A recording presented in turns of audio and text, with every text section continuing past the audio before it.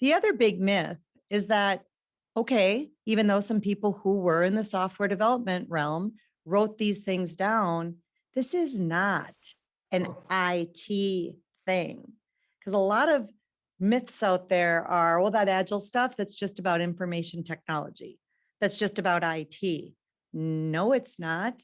Probably one of the more abused agile principles is number 4.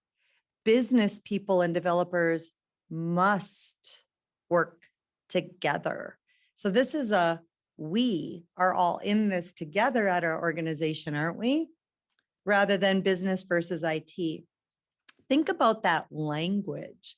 I tune into people's language as a coach. And when I hear people talking about each other in companies that way, it sends up a big red flag.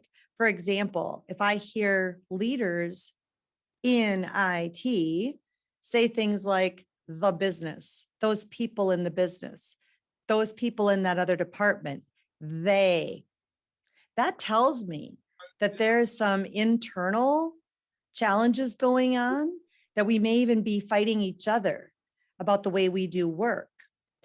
Companies that have a shot at true agility, which is what this is all about, tend to say things like we, teammate, us. So this is we all play for the same company, don't we? We play for the same team, don't we? This is not an IT thing. It's about delighting our customers, delighting our users. Because in the year 2021 and beyond, if we're not delighting our customers, they will go somewhere else. But not only do they vote with their feet in their wallet, they get on social media and flame you to everybody, to your potential future customers. That we got the internet to thank for that and social media to thank for that. But if you look at these principles, I can't tell you the number of times where we've gone in and done a leadership workshop or sat down and talked to leaders who have declared they're going agile, sent their people to training, and then they have no idea what is in these principles. For example, Principle 7, we were just talking about goals and objectives. Working software, you could say working product, is the primary measure of progress. There is no KPI, OKR, there's no agile metric. That doesn't even make sense because it's a different way to do work. So does the software work? Does it not? Does the product work? Does it not? Does the customer want it? Do they not want it? How about principle number 8? If you've still got people mandating the death march to you nights and weekends, get this done. We've got to make the date at all costs. That's the opposite of agility. Agile was intended to be sustainable. Sponsors, developers, users should be able to maintain this pace.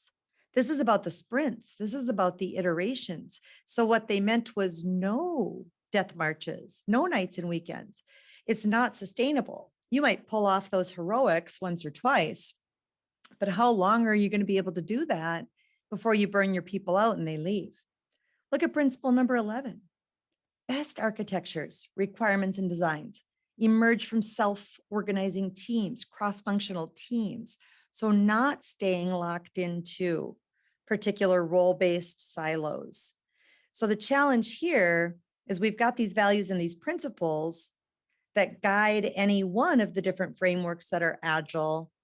And if the organization isn't following suit, even though they've asked people to work this way, we not only set up confusion, we set up challenges to even meet the very goals and objectives they said they wanted to accomplish by this.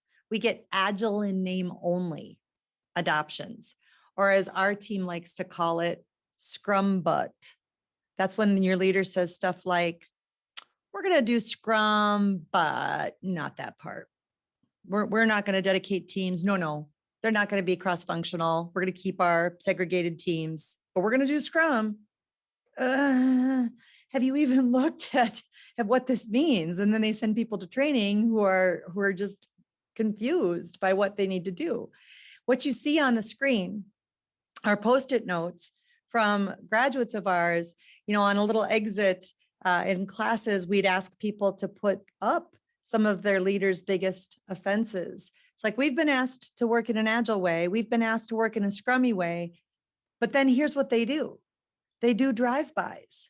So instead of taking direction from the product owner, like we learned when we went to Scrum training, the senior leader swings by and says, no, I just need you to do this one thing. Oh, I need this other special thing.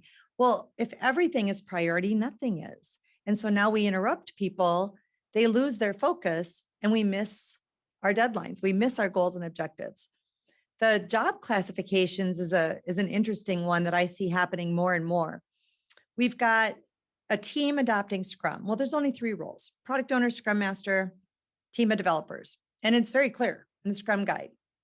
No singular role is recognized when you talk about developers. It doesn't mean software development. It means anybody developing the product. It doesn't recognize business analyst, tester, programmer, and so on.